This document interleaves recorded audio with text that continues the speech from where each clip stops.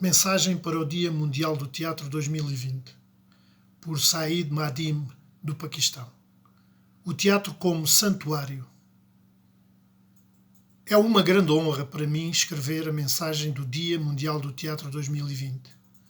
É um sentimento que me inspira a maior das humildades, mas é também emocionante o pensamento de que o teatro paquistanês e o Paquistão tenham sido reconhecidos pelo Instituto Internacional do Teatro, a mais influente e representativa entidade do teatro mundial nos nossos dias. Esta honra é também um tributo a Madhya Gawar, ícone do teatro e fundadora do Ajoka Theatre, também minha companheira de vida, que faleceu há 2 anos.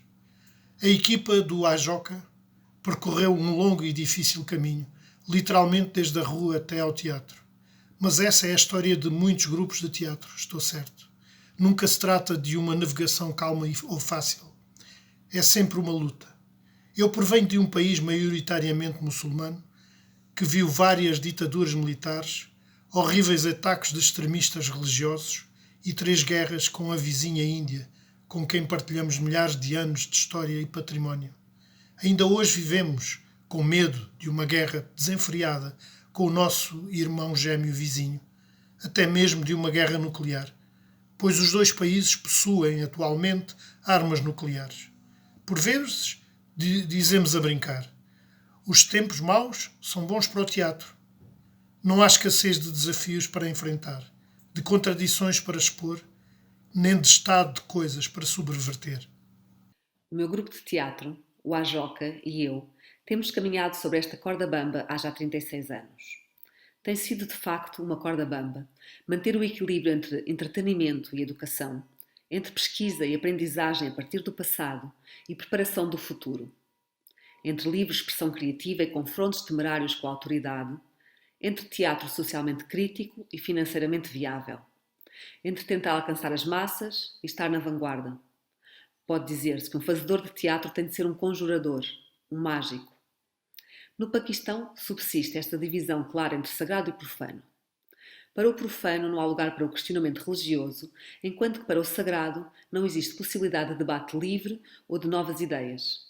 De facto, a elite conservadora considera que a arte e a cultura estão fora do seu alcance devido aos seus jogos sagrados. Por isso, o campo de atuação dos artistas performativos tem sido como uma corrida de obstáculos. Primeiro têm que fazer uma prova das suas credenciais de bons muçulmanos e cidadãos cumpridores e, depois, tentar demonstrar que a dança, a música e o teatro são permitidos no Islão. Por isso, um grande número de muçulmanos zelosos têm mantido relutância em aceitar as artes performativas, apesar de existirem elementos de dança, música e teatro associados às suas vidas cotidianas. E, entretanto, nós tropeçámos numa subcultura que tinha o potencial de convocar o sagrado e o profano para o mesmo palco. No Paquistão, durante o regime militar da década de 80, o Ajoka foi criado por um grupo de jovens artistas que desafiaram a ditadura através de um teatro corajoso, política e socialmente dissonante.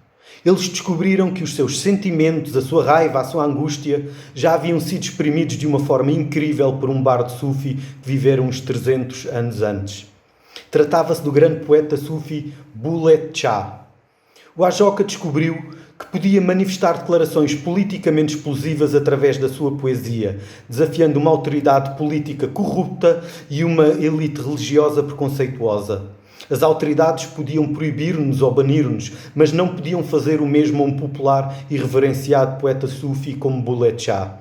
Descobrimos que a sua vida era tão dramática e radical como a sua poesia, que lhe valeu condenações religiosas e ostracismo durante a sua existência. Escrevi então Bulha, uma peça acerca da vida e luta de Bulleh Shah. O Bulha, tal como é afetuosamente mencionado pelas massas na Ásia Meridional, pertence a uma tradição de poetas sufi do Punjabi que temerariamente desafiaram a autoridade dos imperadores e dos demagogos clericais, através da sua poesia e prática. Escreveram na língua do povo e acerca das aspirações das massas. Na música e na dança, encontraram os veículos para alcançar uma associação direta entre o homem e Deus, contornando com desprezo os intermediários religiosos exploradores. desafiaram as divisões de classe e de género e encararam o planeta com deslumbramento, como manifestação do Todo-Poderoso. O Conselho das Artes de Lahore rejeitou o texto, argumentando que não se tratava de uma peça, mas apenas de uma biografia. Contudo, quando a peça foi representada num evento alternativo no Instituto Goethe, o público viu, percebeu e gostou do simbolismo da vida e da poesia do poeta do povo. As pessoas puderam identificar-se totalmente com a sua vida e época e estabelecer paralelismos com as suas próprias vidas e épocas. Uma nova forma de teatro nasceu naquele dia, em 2001. Música devota Qawwali, dança de Amal Sufi, a recitação de poesia inspiradora, até mesmo o cântico meditativo Zikir, tornaram-se partes da peça. Um grupo de Sikhs que estava na cidade para assistirem a uma conferência Punjabi e que apareceram para ver a peça, invadiram o palco no final, a chorar, a abraçar e a beijar os atores. Estavam a partilhar o palco pela primeira vez com muçulmanos punjabis após a partição da Índia de 1947, que resultou na divisão do Punjab em linhas comunais. Bulleh Shah era-lhes tão querido como para os muçulmanos punjabis. E para os sufis isso transcendia as divisões comunais e religiosas. A esta estreia memorável seguiu-se a Odisseia Indiana de Bulleh Shah, começando com uma inovadora digressão pela parte indiana do Punjab. Bulha foi representada de les a les na Índia, mesmo em momentos de sérias tensões entre os dois países e em lugares em que o público não sabia uma única palavra de Punjabi, mas adorava cada momento da peça. Ao mesmo tempo que as portas do diálogo político e da diplomacia se iam fechando uma a uma, as portas das salas de teatro e os corações do público indiano permaneceram abertos de par em par. Durante a digressão do Ajoka, pelo Punjab indiano em 2004, após uma récita muito bem acolhida perante um público rural de milhares de pessoas, um velho acercou-se do ator que interpretava o papel do grande Sufi. O homem estava acompanhado por um jovem. "O meu neto está muito mal. Por favor, lance uma bênção sobre ele." O ator foi apanhado de surpresa e disse: "Babaji, eu não sou Bulleh Shah. Sou apenas um ator a representar este papel." O homem começou a chorar e disse: "Por favor, abençoe o meu neto. Eu sei que ele vai recuperar se você o fizer." Nós sugerimos ao ator que concedesse o desejo ao velho homem. O ator lançou uma bênção sobre o rapaz. O velho ficou satisfeito. Antes de ir embora, disse estas palavras: "Filho, tu não és um ator. Tu és a reencarnação de Bulleh Shah, o seu avatar." De repente, todo um novo conceito de representação, de teatro, despontou para nós, no qual o ator se torna na reencarnação da personagem que ele ou ela interpreta. Nos 18 anos de digressão de Bulha, reparámos numa idêntica resposta por parte de um público aparentemente impreparado, para o qual o espetáculo não é apenas um entretenimento ou uma experiência intelectualmente estimulante, mas um emocionante e comovente encontro espiritual. De facto, o ator que interpretava o mestre Sufi Bulleh Shah estava tão profundamente influenciado pela experiência que ele próprio se tornou um mestre Sufi e desde então publicou 2 coleções de poemas. Os intérpretes envolvidos partilharam que, quando este espetáculo começa, eles sentem que o espírito de Bulleh Shah está entre eles e parece-lhes que o palco se eleva a um plano superior. Um académico indiano deu o título "Quando o teatro se transforma em santuário" a um texto que escreveu sobre esta peça. Eu sou um leigo e o meu interesse no sufismo é principalmente cultural.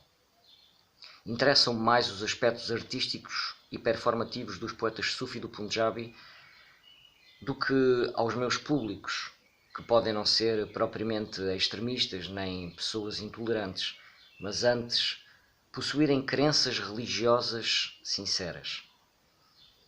A explorar histórias como as de Bulleh Shah, e há tantas em todas as culturas, pode tornar-se uma ponte entre nós, os fazedores de teatro, e uma plateia que, mesmo que desconhecedora, pode ser entusiasta. Juntos podemos descubrir las dimensiones espirituales del teatro y construir puentes entre el pasado y el presente hacia un futuro que es el destino de todas las comunidades. Creyentes y no creyentes, actores y personas mayores, así como sus nietos.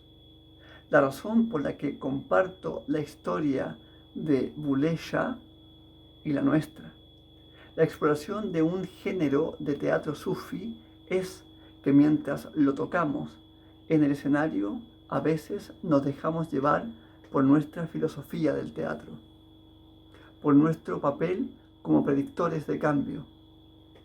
Al hacerlo, dejamos atrás un vasto sector de las masas. En nuestro compromiso de desafíos del presente, nos privamos de las posibilidades de una experiencia profundamente espiritual, emotivo, que el teatro puede proporcionar. En el mundo de hoy, donde la intolerancia, el odio y la violencia está aumentando de nuevo, las naciones parecen estar unas contra otras. Los creyentes luchan contra otros creyentes y las comunidades destilan odio contra outras comunidades. E, no entretanto, crianças morrem de subnutrição, mães morrem no parto por falta de cuidados médicos atempados e as ideologias do ódio florescem. O nosso planeta mergulha cada vez mais profundamente numa catástrofe climática e podemos mesmo ouvir o tropel dos 4 cavaleiros do Apocalipse. Precisamos de renovar a nossa força espiritual. Temos de combater a apatia, a letargia, o pessimismo, a ganância e o desrespeito pelo mundo em que vivemos. O planeta em que vivemos. O teatro tem um papel, um nobre papel, para energizar e mobilizar a humanidade a erguer-se da sua descida para o abismo. O teatro pode elevar o palco, o espaço de representação, a algo sagrado. Na Ásia Meridional, os artistas tocam o palco com reverência antes de o pisarem, numa tradição que já vem desde quando o cultural e o espiritual estavam interligados. É tempo de reganharmos a relação simbiótica entre o artista e o público, o passado e o futuro. Fazer teatro pode ser um ato sagrado e os atores podem, de facto, tornar-se avatares dos papéis que interpretam. O teatro eleva a arte de representar a um plano espiritual superior. O teatro tem o potencial de se tornar num santuário, e um santuário num espaço performativo.